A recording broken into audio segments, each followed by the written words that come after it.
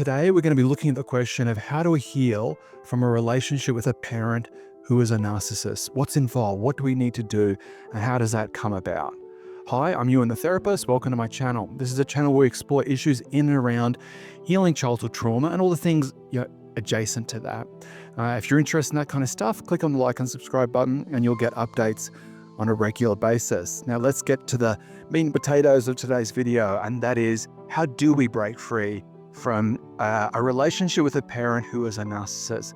I'm going to be talking from clinical experience, but mostly I'm going to be talking from my own personal experience of dealing with my father, who was a definite chronic malignant narcissist, and the process I had to go through to really extricate or heal from that relationship. And it was very painful and very complicated and very layered.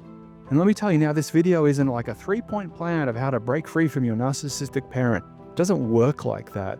Particularly relationships with parents are complicated in the best of relationships, let alone when you're navigating someone who's a narcissist. So I'm going to take you through what I understood, what I had to kind of see, the process of what was involved. Now, to begin with, I'm going to tell you a little bit about my dad. Now, I could spend 10 hours here telling you all about the things he did, and anyone who has a parent who's a narcissist will probably tell you the same.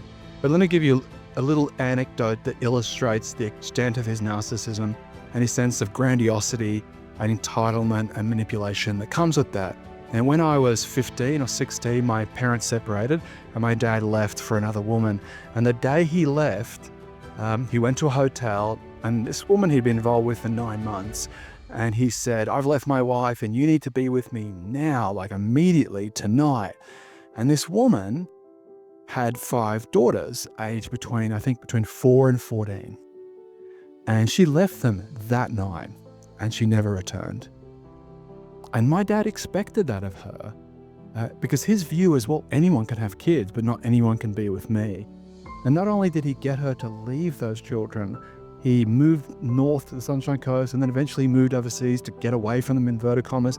And he felt entitled to that. He didn't care. His needs were more important than those children's needs. And he demanded that of her. So that gives you a little bit of a window into that sense of entitlement, that sense of like what's expected from others is something pretty high, and it's not what I have to actually give.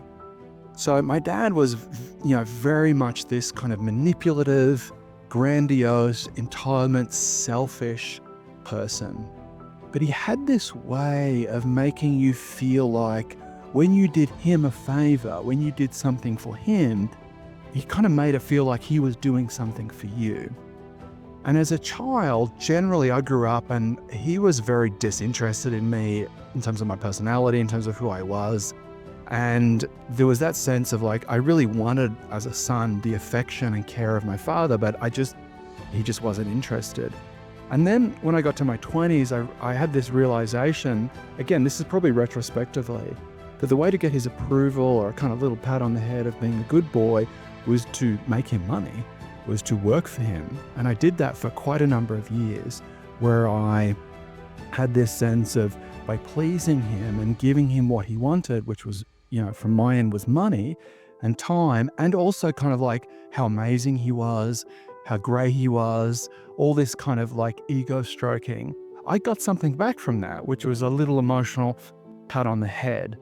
But, if you've ever dealt with a narcissist, there's this feeling that no matter what you give, no matter how much money you make them or how many compliments you give them, it always feels like it's not enough. It always feels like it's like a bucket with an empty hole, but it's never quite there. Or you get a little compliment, but then, well, you can do better next time, or let's see if you can do that consistently, et cetera, et cetera, et cetera. So there's this sense of, I'll give you a little bit of love, but then I'll take it away from you. And there's this exhausting feeling, no matter what you do, you always need to do more. And so what's complicated about having a parent who's a narcissist is the groundwork for that manipulation, the groundwork for that sense of you owe me, comes from our childhood. It's buried in precognitive, subconscious feelings of, in order to be loved, I need to give this person what they need. In order to be valued, in order to be have any worth whatsoever. It's contingent on pleasing this person for the rest of my life. No matter what the cost is to me, my main priority in this life is pleasing this person. And if I don't, then I'm selfish, I'm uncaring, etc., etc., etc. And there's a threat of I'll have nothing to do with you. You don't exist to me. So this was the dynamic I had with my dad, this sense of my life was really about him, about pleasing him. And part of what occurred is I created a whole life that was just very much centered around that. And if you have a narcissistic parent, you'll understand. And it's maybe not obvious to others, but it's like your whole life is shaped around pleasing them in some way, shape, or form, or ensuring they're okay. You're responsible for their emotions, but they're not responsible for yours. It's kind of a reverse parenting. And that feeling of ownership, like I don't own my own life, my life doesn't belong to me, it belongs to this parent, this narcissistic parent, is very, very strong. And the process of healing from this comes in a number of different ways. Now, the first thing, and this was probably one of the more painful things, is realizing my dad was a narcissist. That I was kind of in denial on one level. I really just couldn't see it. Now, once you do see it, it's very hard to unsee it. Now, I think there is a degree maybe of overdiagnosis. Everyone's ex is a narcissist, but at the same time, there are a lot of narcissists out there, be it exes, be it parents, be it siblings, whatever it may be. And to begin with, we want to shield ourselves from that pain of that really there's a certain kind of love that I'm looking for, that I'm afraid of maybe coming to grips with the fact that maybe I'll never get it. Maybe they can't ever love me the way that I need, or they don't love me. They use me. And as a child, that's a painful thing to come to grips with, that the parent that I've been looking for this love for maybe just never going to be able to give it to me. So I think the first step in breaking free is seeing this is the dynamic I'm in. And I remember reading a book on narcissism, and I'm sure everyone's had this experience maybe on YouTube. And I remember going, oh my God, like the criteria of what constitutes a malignant narcissist is like a checklist of my dad's personality. And it was like, there it was. And once I understood that, then all of his behaviors kind of made sense. They fitted in within a playbook, a framework that when he does this, I do that.